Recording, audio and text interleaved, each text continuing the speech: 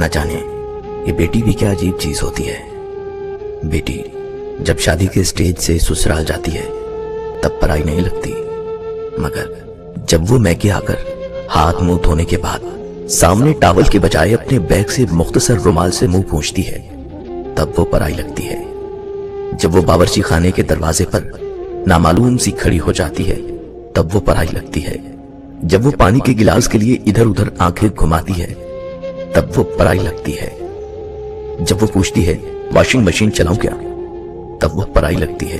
जब मेज पर खाना लगने के बाद भी बर्तन खोल कर नहीं देखती तब वो पराई लगती है। जब पैसे गिनते वक्त अपनी नजरें चुराती है तब वो पराई लगती है।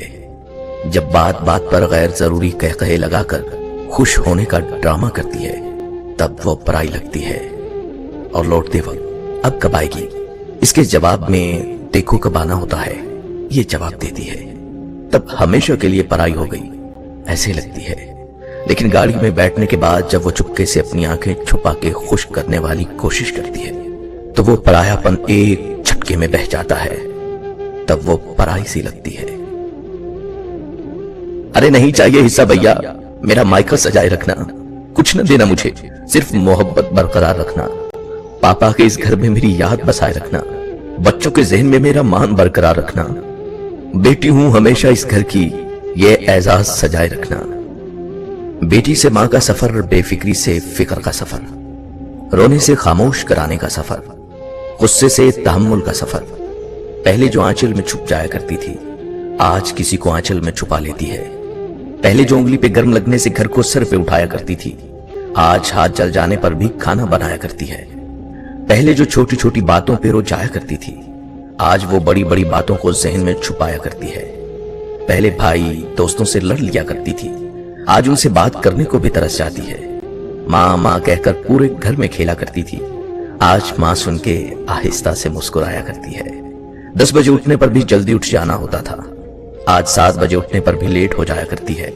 अपने शौक पूरे करते करते ही साल गुजर जाता था आज खुद के लिए एक कपड़ा लेने को तरस जाया करती है। सारा दिन मुफ्त होके भी बिजी बताया करती थी, अब पूरा दिन काम करके भी काम चोर कहलाया करती हैं। एक इम्तिहान के लिए पूरे साल पढ़ा करती थी, अब हर रोज बगैर तैयारी के इम्तिहान दिया करती हैं। न जाने कब किसी की बेटी किसी की मां बन गई, कब बेटी मां के सफर में तब्दील हो गई।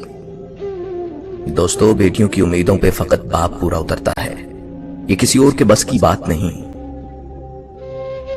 बाबा मुझे छोड़ कर गए तो जमाने ने बताया, जिन बेटियों का बाप नहीं होता उनका कोई हमदर्द नहीं होता।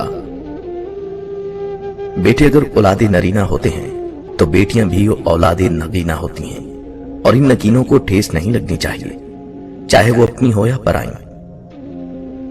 और जिस दिन तुम बेटी के बाप बन जाओगे तब तुम्हें वो माल नहीं मान नजर आएगी। हर बेटी का बाप बादशाह नहीं होता, पर हर बेटी अपने बाप के लिए शहजादी जरूर होती है। बेटियों का दुख समझना बड़ा मुश्किल है, उनके लिए तो उसी घर में जगह नहीं रहती जहां वो पैदा होती हैं। बेटे नेमत हैं और नेमतों का हिसाब लिया जाएगा, बेटियां रहमत हैं और रहमत का कोई हिसाब नहीं। बेटियां फूलों की तरह होती हैं और ये फूल आपके घर की जीनत हैं। बेटी रहमत का दरवाजा, बख्शिश का जरिया और जहन्नम की ढाल है।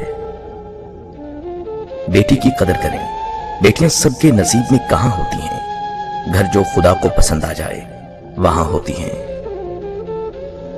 बेटी अल्लाह की रहमत होती है और रहमत कभी बोझ नहीं होती।